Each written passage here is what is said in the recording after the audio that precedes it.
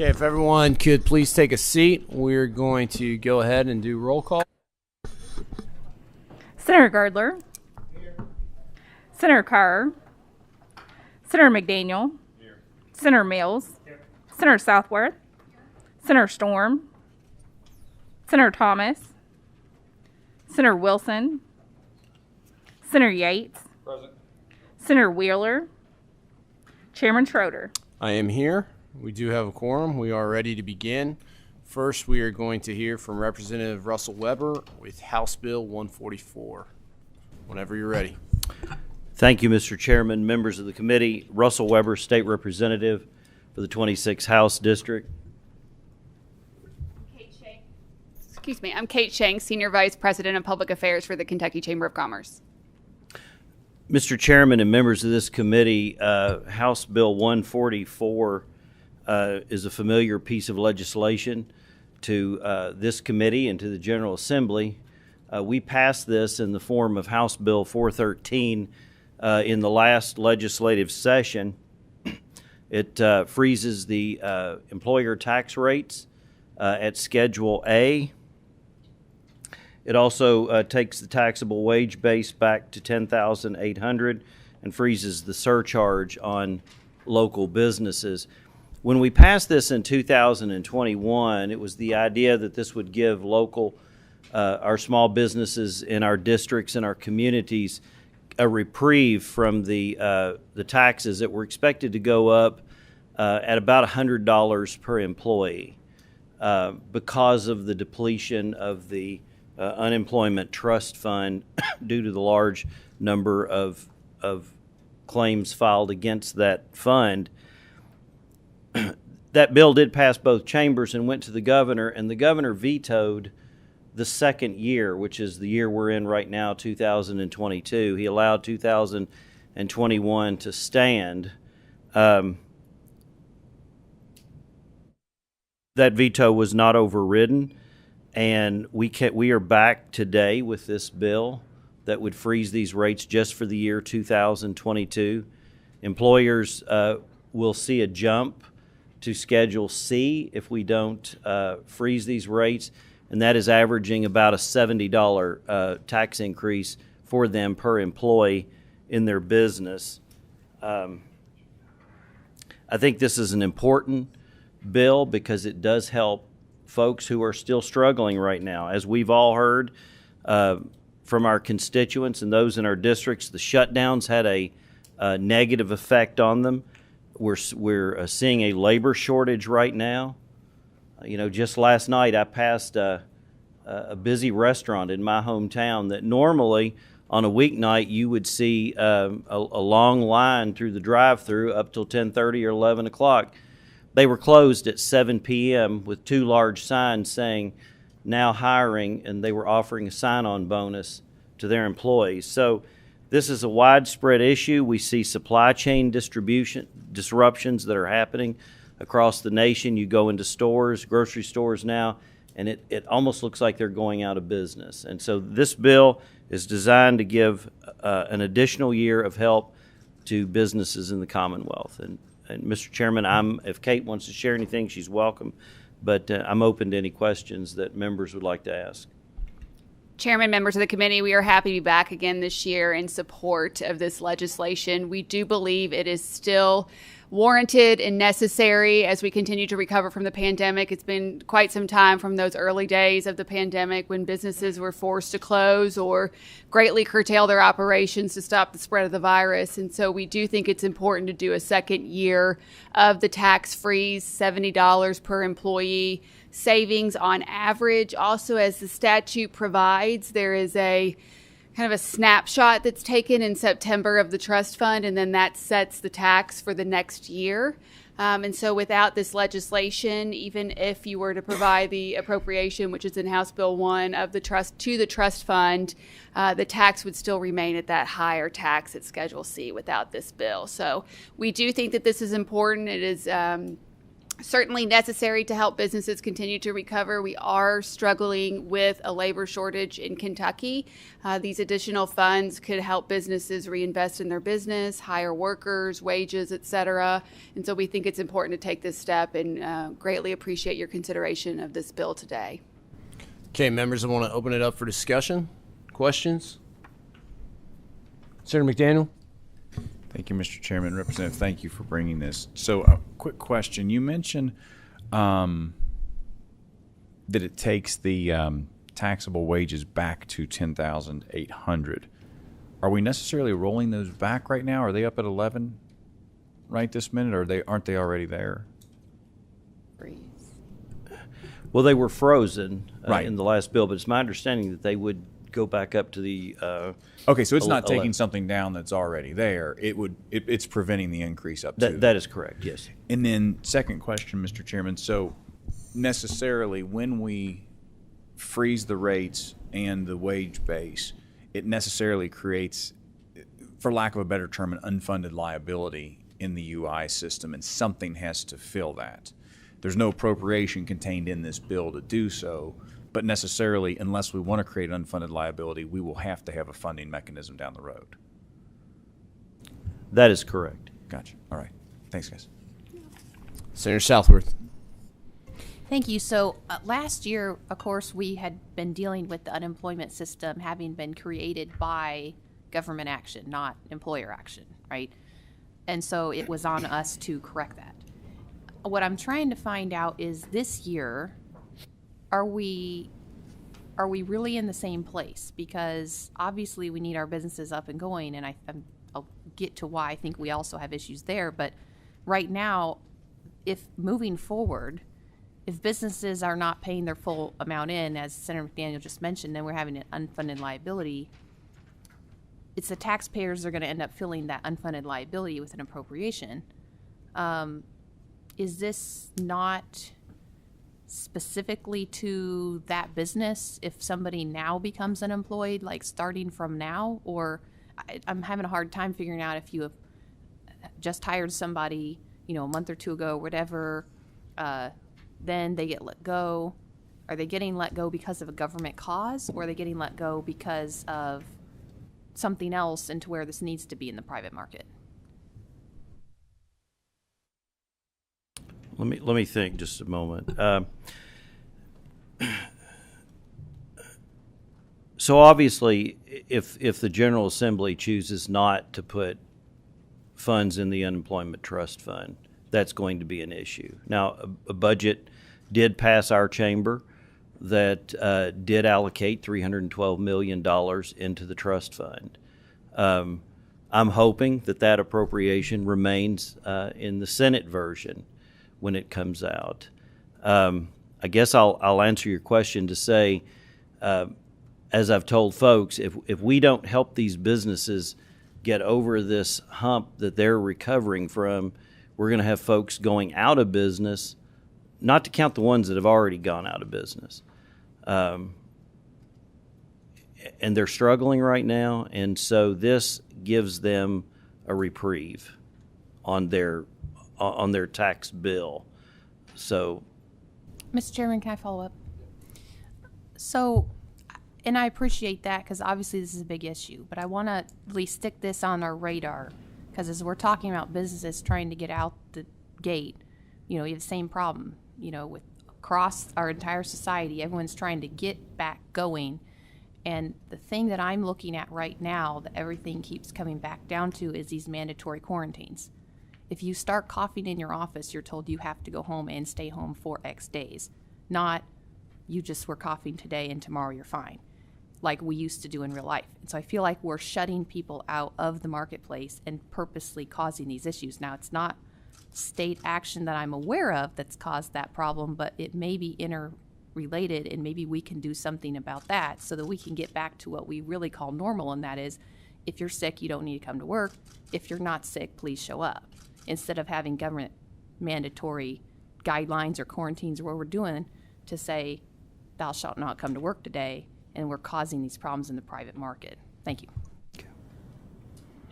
Representative, you mentioned the $312 million that your House budget allocated into the unemployment fund. Now, this bill would still, despite that, be necessary, from my understanding, because in the meantime, employers are going to start receiving Your bills. their tax bills. Yes. Okay. Senator McDaniel, another question? Yeah, if I could just ask a quick technical question to make sure. Absent this bill, we go to, is it $11,000 of wages and Schedule C? And with this bill, we're at 10.8 in Schedule A. Correct. So it is 11,000 taxable. Or, I'm sorry, the first 11,000 of wages is what it would slip to. Taxable wage base, yep. Yep. I think it's 11,100. I'm sorry, could you say it again? It's Forgive me. 11,100 is Thank you. what it'll increase to. All right. I just wanted to be clear on everything. No, understand. Appreciate that. Thank you, guys. Senator Wilson? Thank you, Mr. Chairman. And I guess mine's related to the worker shortage. And I thank you for the chamber that does a great job on these issues for our employers. My question is, I know in my area we have over 7,000 open jobs with no workers that have the skills to fill those jobs. And I know the chamber is involved in all sorts of issues, but I'd like to hear specifically what the chamber is doing for recruitment, you know, like recruiting from workers with those skills from out of state, other places, or anything like that that you might be doing. Absolutely. Thank you for that question. I mean, several programs in our foundation, on the foundation side of the chamber, are focusing on that particular issue. We have the Talent Pipeline Management Program that we run, which is specific about building out the pipeline of workers for specific sectors of the economy. We have Talent Hub that we are operating, which is connecting employers with employees or with people who are eligible for employment. We also have the Transformational Employment Program, Kentucky Transformational Employment Program, where we're helping employers connect with individuals that may have maybe in recovery from substance use disorders, in developing that particular pipeline of workers. So we have several things on the programmatic side that we're doing at the chamber on that. Also in working with our partners at KCTCS and in the universities on building up the skill levels of workers. We published a workforce report this summer. I know you've seen it, where we look at the causes of our workforce shortages, and we know that that skills mismatch is one of the reasons for that. And so I think emphasis on education, training programs, some of the education bills that we are supporting in the legislature right now are going to be so important for that. And we're going to be working on other legislation during this session. I know Chairman Weber has a bill that he's recently filed to deal with some of these workforce shortages as well. So this is more specifically on the UI side of things and replenishing the trust fund balance and getting our tax back to where it was pre-pandemic. So that's dealing with, returning us to the pre-pandemic situation that employers had with the trust fund balance, with the funds in House Bill 1, and then this bill with Schedule A. But absolutely, we're focusing on the programmatic side of the workforce shortage as well as some policy as well. Well, let me just say there are people leaving certain states, a lot of people leaving those states and moving other places like Texas, Arizona, and we have such a need here. Is there anything that the chamber is doing to reach out to those areas and those folks to try and recruit them to come to our state that may have the skills we're looking for? So it's in terms of recruitment, I know individual companies are absolutely doing that, and we're supporting in those efforts. But I will tell you, really one of the biggest reasons for our interest in tax reform is that what we have seen is that people are leaving high income tax states and moving to low income, no income tax states. And we published a report last week that describes the situation exactly. And so we do think it's important, in addition to recruitment and some other things that we're doing to attract population and grow our population, that we tackle the tax reform issue. I know that's not this discussion today, but when we look at where people are moving, they are moving to low income, no income tax states. All right, thank you. Senator Yates. Thank you, Mr. Chair. Thank you for being here. If we continue this on another year, I think it's approximately $100 million shortfall in what would be estimated on the trust fund. Is that correct? Yeah. And so we want to make sure that we're clear on that, because I think when I first ran for office, one thing that people talked about is the issues in Frankfurt for the past 30 years is that we always look here and now. We don't think about the generation coming after us and how we're going to fund that. We kick the can. I don't want to see us doing that. So in the House appropriation, you've covered that in the budget. But what I want to make sure is if we do pass this on for another year to help employers, and again, I have a small business, and I know that say $70 a year, that's not going to make or break, but they all add up, little things. I've lowered subscriptions to certain things and looked at it, and I get that. But I also want to be fiscally responsible, and that we know and let all of our constituents know that right now, if we pass this again, that's $100 million that we otherwise won't have in something else. And it's that balancing of what our greater concerns are. And so, well, I probably apt to vote for this again for another extension of it. I do hope that we're looking to, because we're not actually going to get back to pre-pandemic. We know with employers things are different now. That the same amount of people won't be hired. It's a different type of employment. There's different technology put in place. We have to look at a different way to do that. And our tax base may be very different in the future as well. And I know the Chamber's well aware of these things. I just want to make sure my colleagues are as well. Thank you. Thank you. Senator Wheeler. Thank you, Mr. Chairman. And I guess I would concur with my colleague Senator Yates's comments. I mean, I'm inclined to vote for this because I do think we are still suffering from some of the problems brought about by the pandemic, and honestly, some of the decisions that, in retrospect, maybe weren't as good as what they should have been as far as how to handle this pandemic, is what we've seen based on things done in other states. But I guess what I don't want to see is this become a recurrent request on an annual basis. I think, a couple years removed from the pandemic, I can see the utility in jump-starting our businesses and getting them back to work. But, I don't know that I would be as inclined to vote for this again next year if I see it come back again. So. Okay, before I entertain a motion on this bill, I want to make sure we didn't have anyone sign up to speak on this bill. I just want to double check, make sure, seeing no hands or anything. I would entertain a motion at this time.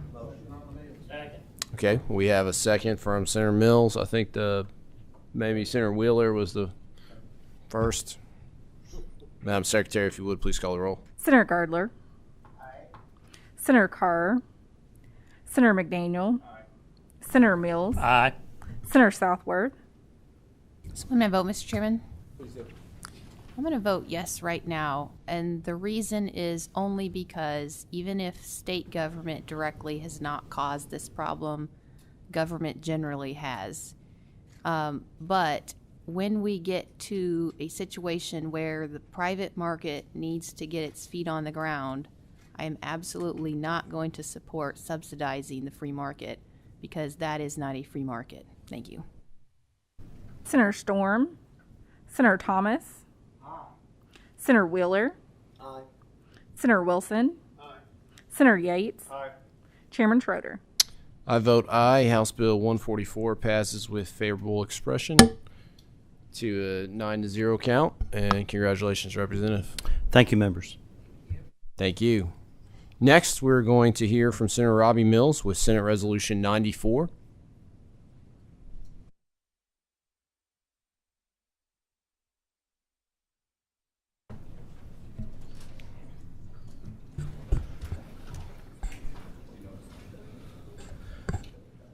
Thank you, Mr. Chairman. I'm Robbie Mills. I represent the 4th Senate District in Northwest Kentucky.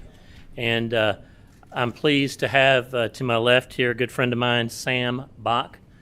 Sam is, we are talking about confirming Mr. Bach as an administrative law judge in the Department of Workers' Comp. Mr. Bach has been a personal friend of mine for the last 25 or 30 years. It's hard to say 30 years. I'm getting old, but he's been a good personal friend of mine, and know him as a pillar in our community and a very good lawyer. And I'll allow Mr. Bach to kind of give you some background on his legal expertise. Judge, welcome. Thank you. Thank you. Appreciate you all taking the opportunity or the time to listen to us today. I am Sam Bach. I grew up in, I don't thank you, Senator, for You're welcome. the introduction You're this welcome. morning. And this is my first opportunity to address a panel such as this. I'll go with my background, which is I grew up in the south side of Louisville, was educated at high school in Louisville, Bellarmine College, University of Louisville. So we'll see how that goes. Moved to the western part of the state for love. We settled in Owensboro, subsequently in Henderson. For 30 years, and it has been 30 years, Senator. I've practiced in private practice, primarily engaged in the practice of workers' comp. Through that time, I have represented workers' compensation carriers. I've represented individuals, injured workers, in all aspects of workers' compensation claims in front of ALJs, both in individual claims, in front of enforcement actions. I've represented employers. I've represented uninsured carriers. I've represented multiple insured carriers in front of administrative law judges, in front of the workers' compensation boards. I've represented them in appeals to the Court of Appeals, to the Supreme Court of Kentucky, and to the Sixth Circuit Court of Appeals, and have done that throughout my course of work for 30 years. I've maintained a private practice, engaged in other areas of practice as well, but I would say that over the course of my practice, about 75% of my practice has been engaged in workers' compensation. I'm honored to be given the opportunity to serve as an administrative law judge, and if confirmed, I think I can do an excellent job in this area. Well, thank you, Judge, and thank you for, I know you had to rearrange your schedule to be here with us today, but I appreciate you doing that, and thank Yes, you sir. for being here in person. Members, do we have any questions? Senator Southworth. Yes, ma'am. Thank you. So, yeah, you mentioned having, represented parties with workers' compensation for years, and I want to just ask you, what was the hardest situation that you've ever had trying to balance both of the parties' interests? If you could share a story. I've had claims where, I've had the toughest claim I ever had. The toughest one when it came to figuring out how to balance the interests. Let's say you mentioned if you represent an employer, of course, as a representative, you're for your side. But of course, as a judge, you're sitting here trying to balance. So, but as advocates, we end up having to also understand our other side, right? So kind of the toughest one that you had to actually balance to figure that one out. Well, I'll say this, as a person who did primarily defense work over the years, a person needs to learn and understand that the system is in place for the injured worker, and that we have real people on the other side of claims. And I think sometimes we tend to forget about that. Sometimes we tend to forget that they're anything more than a claim number. And over the years, these people need surgery. The people who are involved are not just 2019 00000. They are John Smith. And if we forget about just them being a claim number, then they will get lost in the system. We have a motion. We do have two more questions. Senator Yates. Yes, sir. Thank you, Mr. Chair. Mr. Crock, good to see you here today. Thank you, I sir. represent the south side of Louisville. So Yes, sir. Good to have you. Just a couple softballs, but questions. Your practice right now, are you a solo practitioner or do you belong to a firm? I have a partner, yes, sir. Okay, and so there'll be kind of he'll continue on the workers' comp practice there? No, he does not practice in the area of workers' compensation. He does other areas. And then the percentage of your practice as of now, is it about 50-50, or is it primarily plaintiff's work, or what is your practice now? If the senator's asking the breakdown between plaintiffs versus defense, I do 75% defense, 25% plaintiff's work. Thank you. Thank you, sir. Final question, Senator Wheeler. Thank you, Mr. Chairman. And Mr. Bach, I don't believe I've had the pleasure of having a case with you during my 17 years of practice. However, many of my colleagues from the western end of the state speak to your integrity and your knowledge of the law, and have told me that you will make an excellent administrative law judge. So I'm very proud and happy to support my friend Senator Mills's resolution. If you got a friend like him, I'm sure that you're of good stock. So thank you for coming here today, and I really appreciated your answer to Senator Southworth's question. I think that's exactly the appropriate mindset to have when you're coming into the job that you're starting, and thank you for coming here today. Thank you, sir. Appreciate your comments. Thank you, Senator Wheeler. We have a motion from Senator McDaniel. We have a second from Senator Girdler. Madam Secretary, please call the roll. Senator Girdler. Aye. Senator Carr. Senator McDaniel. Aye. Senator Mills. Aye. Senator Southworth. Aye. Senator Storm. Senator Thomas. Aye. Senator Wheeler. Aye. Senator Wilson. Aye. Senator Yates. Aye. Chairman Schroeder. I vote aye. Senate resolution passes with 94, passes with favorable expression with a 9-0 count. Congratulations, sir. And congratulations, Senator. Thank you, sir. Members having no other business to come